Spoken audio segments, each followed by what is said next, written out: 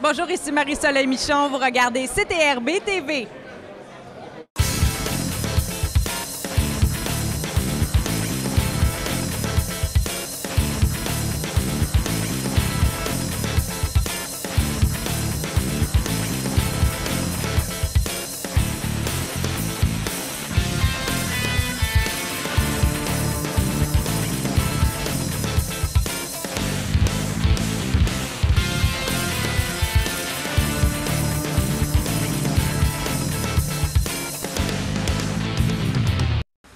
Bonjour à tous, vous êtes à l'antenne de CTRB et je me trouve présentement en compagnie de l'auteure Monique Turcotte, auteure du dernier roman Les Domestiques de Berthier. Bonjour Madame Turcotte. Bonjour Marianne.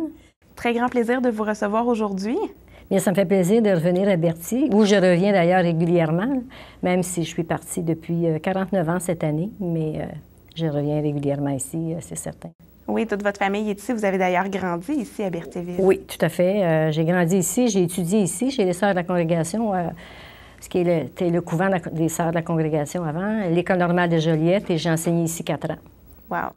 Donc, il y a certainement plusieurs anciens élèves qui me connaissent, qui habitent encore ici. Donc, vous connaissez bien le secteur. C'est pourquoi vous avez un peu choisi Berthierville comme berceau de votre dernier roman. Mais avant d'en arriver là, j'aimerais ça que vous me parliez un petit peu des romans qui sont parus avant, parce que c'est pas votre premier roman. C'est mon deuxième roman, mais avant les romans, j'avais écrit un autre livre en 2000, qui est paru en 2000. En fait, j'avais pas conçu toute ma vie d'enfant et tout ça, d'écrire un jour. T'sais. Des fois, il y a des gens qui ont des rêves pour leur retraite. Oui. Je connais des gens qui disent, ben moi, à ma retraite, je vais voyager, je vais faire de la musique, je vais chanter en chorale, je vais faire de la peinture, je vais écrire. Moi, je suis plutôt une personne qui attend qu'une porte s'ouvre. J'essaie d'être à l'écoute de ce qui arrive dans la vie, puis je dis, ben regarde, on verra. Je me rendais peut-être même pas à 60 ans. Bon, je ne sais pas pour m'en faire avec ça. Mais le premier roman est né d'un questionnement, en fait, de la jeune génération. J'étais en compagnie d'une jeune femme qui me demandait comment ça se passait au niveau outillage quand moi je travaillais. J'ai commencé à enseigner en 58. Alors, évidemment, il n'y avait pas d'ordinateur avec une imprimante à côté. Ben non, hein, ça, c'est sûr. Alors, je lui racontais de quoi on se servait, faire les premières impressions. Et c'était avec de la gélatine. Et elle était aussi surprise que toi, là. De la gélatine. Je dis, oui, avec un bloc de gélatine. Et puis, enfin, elle posait des questions comme ça, très curieuses. Puis je dis, bien, il n'y avait pas tant de métiers que ça qu'on pouvait exercer. Hein. Moi, je n'aurais pas pu être journaliste comme toi, là, tu sais, à ce moment-là. Alors, bien, tu sais, d'une affaire à l'autre, je me suis dit, c'est peut-être que la jeune génération aurait besoin de connaître quels étaient les métiers que les femmes pouvaient exercer quand moi, j'avais l'âge d'étudier. Aujourd'hui, les jeunes qui étudient, qu'elles soient garçons ou des filles, s'ils ont le talent et l'ambition, peuvent étudier dans n'importe quel domaine. Hein. Il y a même une astronaute, tu sais, Jenny Payette, tu comprends? Alors, il n'y a pas de limite. Mais nous, tu étais professeur ou infirmière ou secrétaire. Puis quand tu te mariais, bien, c'était obligatoirement maman à la maison. Il n'y avait pas... Les femmes, surtout dans l'enseignement, dès qu'on était mariés, on ne pouvait plus enseigner. Ah non? Non. Non, surtout pas parce que c'était dangereux qu'on soit enceinte. Et bon, alors c'était ça. Non, dès qu'on se mariait, habituellement, on laissait l'enseignement, du moins jusqu'à temps que le premier bébé arrive. Alors, c'est ça, alors là, je me suis dit, il faut que je trouve des personnes qui ont vécu le cheminement des femmes dans les domaines où les femmes travaillaient. Alors, il y a eu l'infirmière, et ça a été une collaboration. J'ai cherché un peu, par exemple, parce que c'est pas tout le monde qui est prêt à raconter sa vie, là. Mais c'est surtout le point de vue professionnel, l'outillage avec lequel on travaillait.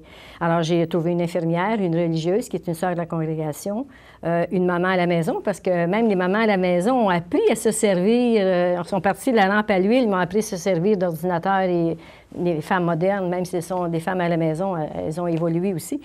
Alors, tout ça, c'est été un grand questionnement, puis aussi beaucoup de recherches, parce que je pense qu'on n'écrit pas un livre sans faire des recherches. Alors, c'était mon premier livre qui a été lancé ici, d'ailleurs, à Berthier. Alors, je ne sais pas s'il y en a qui s'en souviennent. C'était de la lampe à l'huile à l'Internet. Ça avait été lancé ici à l'Hôtel de Ville en l'an 2000. Alors, ça a été quand même une expérience de salon du livre et de goût d'écriture aussi. Ben oui. Parce que quand on commence à écrire, on y prend goût, hein? On prend goût à la recherche, prend goût à la solitude qui entoure la vie d'un auteur.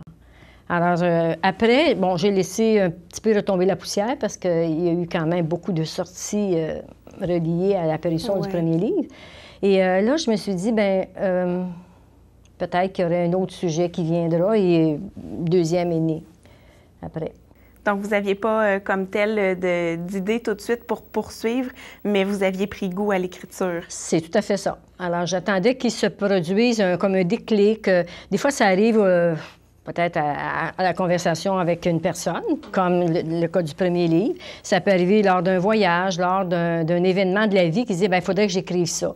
Alors, le deuxième livre, c'est que j'ai comme toujours été hantée par... je disais tantôt que je suis une personne qui attend que les portes s'ouvrent un peu, que les signes apparaissent dans la vie pour savoir quoi faire. Là. Je ne suis pas une personne qui va planifier 15 ans d'avance, parce qu'on sait que 15 ans, on ne le verra peut-être pas, là, quel que soit notre âge. Alors, pour moi, personnellement, ma philosophie est que être à l'éveil des événements qui se produisent, puis se dire, hop, regarde, il y a une opportunité là. Alors, ce livre-là, en fait, c'est la force du destin.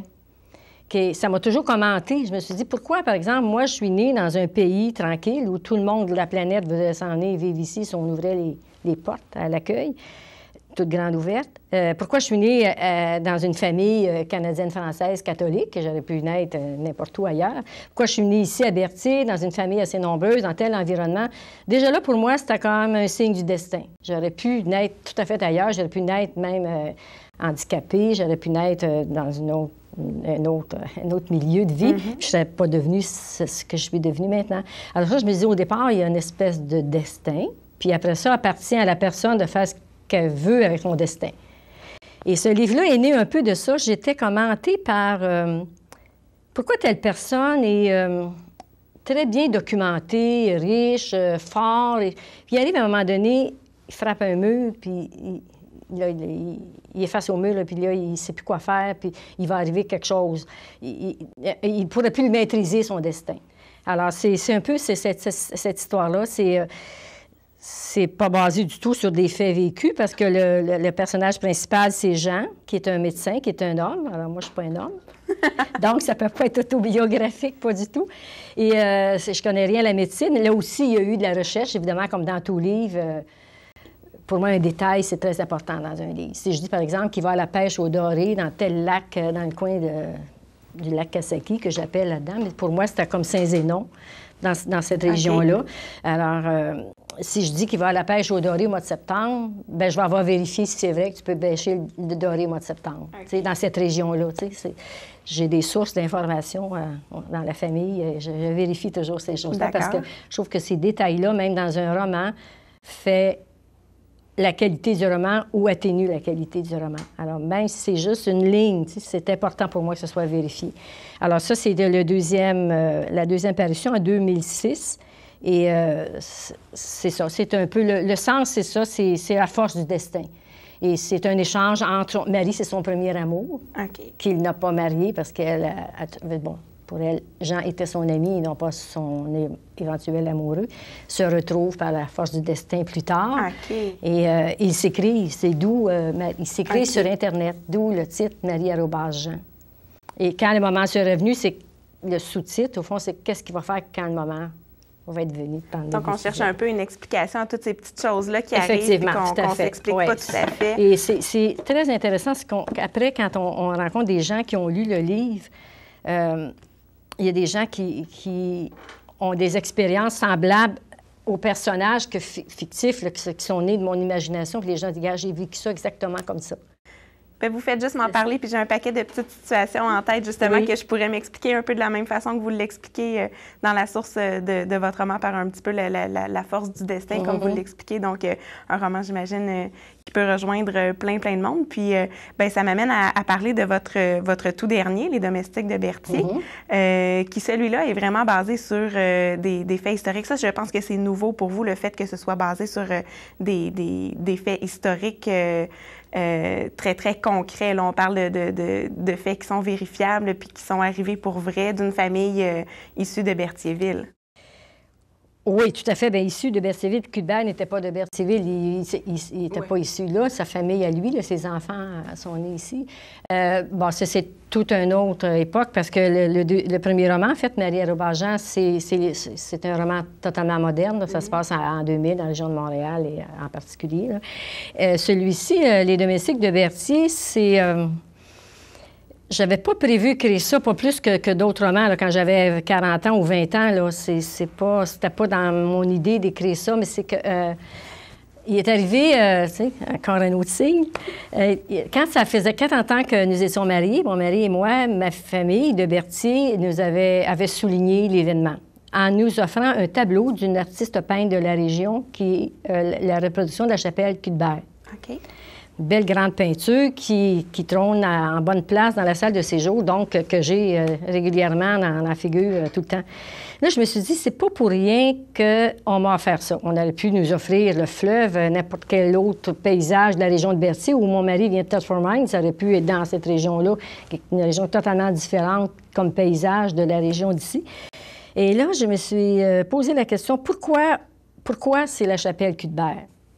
Là, je suis revenue des années quand j'étais ici, enfant. Et la chapelle des Cuthbert, c'était un endroit qui était tout barricadé. Il y avait du grand foin autour de la chapelle. C'était pas... Puis même les catholiques, il fallait passer très vite vis-à-vis ça parce que c'était une église protestante.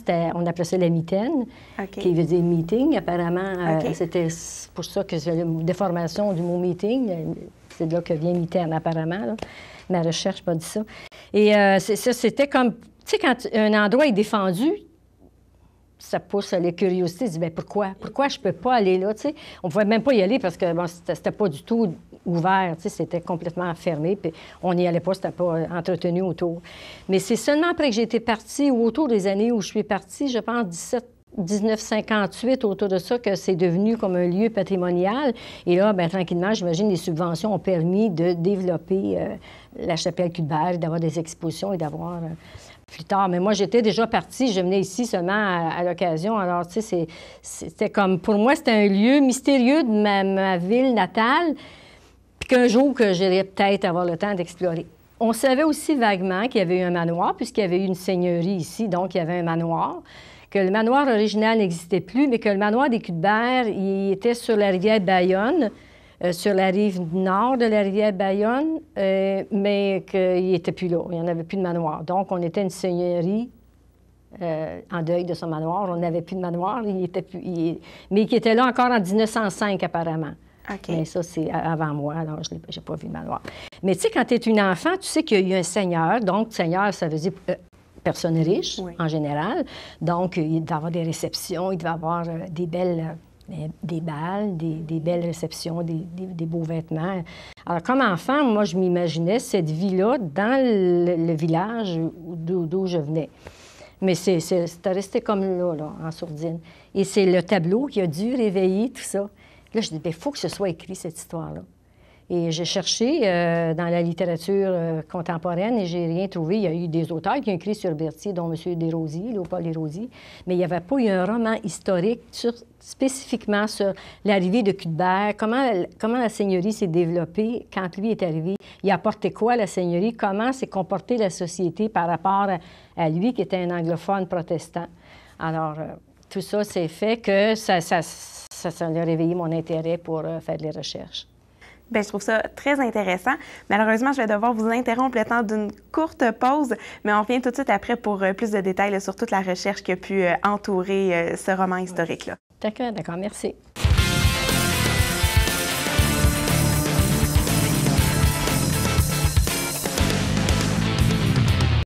Samedi matin à 9h30, nos téléspectateurs sont invités au Super Bingo télévisé diffusé depuis nos studios de Berthierville.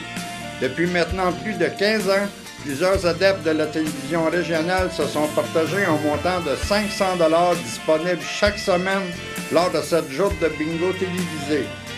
2 animateurs bénévoles et 4 vérificateurs se succèdent à la caméra de CTRB dans le but de vous faire passer une petite heure agréable et payante le samedi matin. On peut se procurer des cartes de jeu chez les dépositaires autorisés participants à Berthierville, le marché Manègue, rue Sainte-Geneviève, face à l'église. le dépanneur Formule 1, rue Notre-Dame, le marché IGA Extra sur l'avenue Jules Villeneuve, l'Auto-Québec au coin sur la place du marché, dépanneur Jeannot sur la place du marché, le pavillon Berthier rue Sainte-Foy, le marché Métro rue Notre-Dame, la pharmacie Brunet rue Frontenac et à Saint-Ignace de Loyola, le marché Aldo rang Saint-Michel et le dépanneur La Traverse sur le chemin de la Traverse. C'est un rendez-vous tous les samedis matins à 9h30 sur les ondes de CTRB, votre télévision régionale et communautaire. Attention, attention, mesdames, messieurs, du nouveau au restaurant sur la route de Berthier. Et oui, à compter de samedi, le 17 septembre, il y aura souper chantant à compter de 18h avec le Berthollet Marcel Puffal, et ce, jusqu'à la fermeture le samedi soir. Aussi, pour les amateurs de vin, vous pouvez maintenant apporter votre vin. Le personnel du restaurant se fera un plaisir de vous le servir. Donc, venez vous divertir tous les samedis soirs à compter de 18h. Apportez votre vin. On vous souhaite une bonne soirée, mais surtout, réservez tôt en composant le 450-836-1999. C'est un rendez-vous. Bonjour, ici Jonathan Garnier, chef propriétaire de la Guilde culinaire et animateur de l'émission Ça va chauffer. Vous regardez CTRB Télé.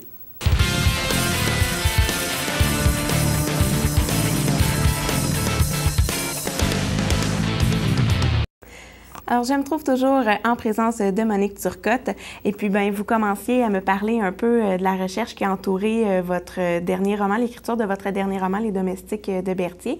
C'est quand même une histoire qui se déroule en 1766, donc ça fait un bail. De quelle façon on va vérifier tout ce qui a pu se passer à cette époque-là? Bien, tout d'abord, il existe une multitude de livres d'histoire qui ont été écrits par des historiens ici, qui sont faciles à consulter. J'en ai beaucoup. D'abord, j'ai enseigné l'histoire, moi, pendant 4 ans dans une école secondaire et j'adorais ça. C'était l'histoire de secondaire 4, c'était toute l'histoire de la colonie qui nous amène à la modernité. Alors, c'était un grand pan de notre histoire et j'ai toujours été passionnée par le sujet. Donc, j'ai beaucoup de livres d'histoire chez nous. Il y en a aussi dans les bibliothèques qui sont faciles à consulter. Sur l'époque, si tu veux savoir ce qui s'est passé au niveau politique et social, religieux de cette époque-là, c'est facile à retrouver. Mais concernant la seigneurie de Berthier, c'est quand j'ai pris la décision de préparer un synopsis pour raconter une histoire que j'aurais aimé lire, mais que j'ai pas trouvée en littérature. Je me suis dit, je vais la raconter. J'ai communiqué avec Jacques Rainville, qui s'occupe du patrimoine ici de la chapelle Cuthbert et qui a une abondante documentation. Alors, il a accepté de me recevoir chez lui et là, on a beaucoup parlé. Il m'a remis énormément de documentation sur des articles qui avaient paru dans le Courrier de Berthier dans les années 50, 60, 70 peut-être. Là. Et il m'a donné énormément de documentation. Et à chaque étape, je rédigeais une partie où il y avait vraiment un fait historique à vérifier. Soit je lui téléphonais ou envoyais un courriel pour vérifier tel fait. Est-ce que c'est bien cette date-là? Est-ce que c'est bien comme ça que ça s'est passé? Alors, M. Rainville a toujours été d'un support inconditionnel et fidèle, a toujours me rectifié si j'errais dans l'information. Donc, les faits réels qui sont racontés dans les domestiques de Berthier sont vérifiables. Par exemple, James Cuthbert il a acheté la seigneurie en 1765 d'un seigneur français qui habitait plus ici, à la seigneurie, qui était retourné en France. C'est son frère qui achète la seigneurie, c'est-à-dire qui administre sa seigneurie. Son frère habite à Montréal. Donc, Cuthbert a de l'argent. C'est un Écossais en passant. C'est pas un Anglais, là, c'est un Écossais. Okay. On le redit dans le livre, parce que entre les Écossais et les Anglais, ça fonctionnait pas vraiment tout le temps au niveau politique, là. Mais enfin, les Écossais étaient des citoyens des soumis à la couronne britannique. En tout cas, c'est un Écossais, il avait de l'argent, paye la seigneurie, arrive en 1765. Il n'était probablement pas remarié, c'était un veuf, et sa femme était morte en Écosse. Alors, il s'est marié en 1966 et il est arrivé ici en 1766 à l'été. Marié avec Catherine Keynes, qui avait 20 ans, et lui, il devait en avoir à peu près 47. Là. On n'est pas sûr de la date de sa naissance, mais probablement qu'il avait en tout cas, passé 45 ans. C'était fréquent dans ces moments-là, dans ces âges-là. Alors, lui a aimé ici la seigneurie parce qu'il voulait acheter une seigneurie ici pour investir dans la colonie après la conquête, mais il voulait absolument être sur la rive du Saint-Laurent. Et quand il est arrivé ici, semble-t-il que lui, il s'est un peu retrouvé dans son pays d'Écosse. Il venait de la région de la rivière Ness et, bon, pour lui, c'était un petit peu semblable. En tout cas, les paysages lui faisaient sembler. Lui, il se sentait bien ici. Alors, il achète la seigneurie et il arrive en 1766. Il s'installe ici. Alors, évidemment qu'il engage des gens. Hein. Il y a de l'argent à lui. Alors, il fallait rénover le manoir, le mettre à son goût et puis aussi bien, s'occuper de sa femme qui ne connaissait pas la société d'ici. Alors, d'où une dame de compagnie. Ça, ce sont des personnages qui sont fictifs. Les dames de compagnie et les domestiques. OK. Qui se greffent aux personnages réels, qui sont James Cuthbert et sa femme. Et mais les personnages qui sont fictifs, ils sont vraisemblables parce que fort probablement qu'il y avait une dame de compagnie qui s'occupait de Catherine. Hein? Pas nécessairement pour peigner ses cheveux, mais pour faire pour l'occuper, pour l'intégrer dans la société ici, qui était probablement une anglophone. Alors, cette jeune fille-là vient de Boston, c'est une orpheline. Tout ça, c'est fictif, là, mais toujours vraisemblable. Évidemment, dans un roman historique, il faut imbriquer les personnages réels avec les personnages fictifs dans une vraisemblance. Oui, absolument, parce qu'il y a beaucoup, comme vous le disiez, de faits véridiques. Il y a des personnages qui ont réellement existé. Exactement. Mais à travers ça, il y a aussi beaucoup de fiction. Puis oui. c'est aussi beaucoup là-dessus que le roman est basé. Là, c'est sur toute l'histoire fictive oui. qui se déroule dans le livre. Puis d'ailleurs, bien, question de nous donner un petit peu un avant-goût, de nous donner le goût surtout. Pouvez-vous nous en parler un petit peu de l'histoire qui se déroule dans le roman Les Domestiques de Berthier? Oui, bon, d'abord, les personnages principaux, les seigneurs, Cuthbert, ils sont toujours présents, là. Puis dans l'autre livre, le tome 2 qui va suivre aussi, ils sont toujours présents. Mais les personnages qu'on voit le plus évoluer, ce sont les habitants du village. Plusieurs sont des domestiques autour du manoir. Alors, la principale, c'est la dame de compagnie, qui s'appelle Julia Scott et qui est une Bostonnaise, une orpheline, que James Cuthbert aurait recrutée, aurait choisie parce qu'elle parlait français. Okay. Alors, il savait que si la société était française, il parlait français d'ailleurs, lui, James Cuthbert. Okay. Oui, sauf qu'apparemment, pour les contrats très sérieux, là, il les rédigeait en anglais puis il les faisait traduire. Mais il était capable de converser en français avec la société. Alors là, il y a cette personne-là, qui est une Anglaise, et les autres personnages, évidemment, ce sont des habitants du village. Alors, va arriver une jeune fille de l'île du Pas qui s'appelle Mathilde Guillot et qui, elle, vient aider la cuisinière française qui s'appelle Adèle, et que là, bien, plus il y a des gens qui arrivent autour ici, bien, plus elle a du travail à faire. Et Cuthbert s'aperçoit que sa cuisinière Adèle ne suffit pas à la tâche, alors il demande à une jeune fille de venir travailler ici. Et il y a un personnage fictif qui est très important qui s'appelle Henry Keynes, qui est le frère de Catherine. Probablement qu'elle avait des frères et sœurs, mais en tout cas, j'en fais venir un ici pour les besoins du roman. Et évidemment, Julia, qui avait vécu dans un orphelinat toute sa vie, elle ne connaissait pas les hommes. Alors, dès qu'elle le voit, elle tombe en amour avec lui. Mais Mathilde arrive. Et Mathilde, qui est une jeune fille très simple, très nature, très ordinaire, au fond, oui. mais qui était joviale et qui n'était pas du tout le même caractère que Julia. Bien là, Henry commence à la trouver un peu de son goût. D'accord. Mais ça ne fait pas l'affaire de Julia. Alors, ça va être tout ça qui est un peu la trame romanesque du roman, okay. mais toujours avec la vie des Cuthbert ici, dans la seigneurie de Berthier. Donc, une belle histoire d'amour à travers tout ça, puis bon, imbriqué, comme vous le disiez, dans toutes sortes de faits réels. Oui. Et puis, ce livre-là, d'ailleurs, va être lancé officiellement prochainement. On parle du 2 octobre. Ça va se dérouler à quel endroit? Ça va être ici à la chapelle Cuthbert. Et j'étais très contente que l'éditeur, sur la page couverture, fasse la part importante à la chapelle Cuthbert. Oui. On la voit bien en fond comme en fond de présentation. Mm-hmm. Et en landau, on voit le clocher la chapelle. Il paraît que la cloche, elle est au musée McCord. OK. Mais on voit bien le clocher. Et ici, c'est vraiment la chapelle. Alors, j'étais contente parce qu'au fond, le but, c'est de faire connaître cette histoire des Cuthbert qui ont érigé la première église protestante au Canada, en fait. Ben oui. Ça va être plus loin. Pas dans le premier tome, mais dans le deuxième. Oui, parce qu'il faut le dire, il y a un deuxième tome qui va suivre cette histoire-là. Oui. Donc, on a bien hâte de lire ça. Non seulement celui-là, mais la suite qui sera à apparaître plus tard. Un gros merci d'avoir été là pour nous parler de ce roman-là. Ça a été un plaisir de vous recevoir. Merci, Marianne, et merci au poste de communautaire de Berthier de m'avoir donné l'occasion de m'exprimer et de présenter ce roman qui touche la société ici. Absolument. Puis on se donne rendez-vous, on le rappelle, le 2 octobre pour le lancement officiel à la Chapelle des Culs de Berre. Merci.